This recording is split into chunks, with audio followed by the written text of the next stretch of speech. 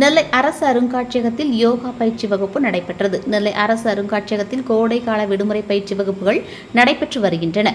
அதில் யோகா பயிற்சி வகுப்பு நடத்தப்பட்டது. இப்பயிற்சியினை நெல்லை மாவட்ட காப்பாட்சியர் சிவசத்தியவள்ளி தொடங்கி வைத்தார்.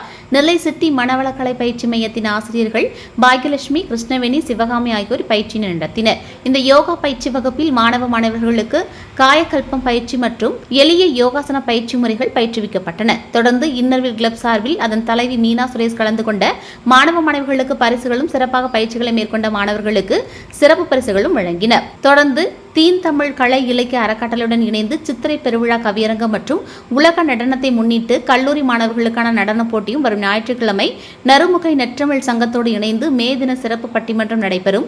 விருப்பமுள்ள அனைவரும் கலந்து கொள்ளலாம். கோடைக்கால பயிற்சி முகாமில் திங்கட்கிழமை மேடை பேச்சு, கலை பயிற்சி வகுப்பு நடைபெறும் என நெல்லை மாவட்ட காப்பாட்சியர் சிவசத்தியவள்ளி தனது செய்திக்குறிப்பில் தெரிவித்துள்ளார்.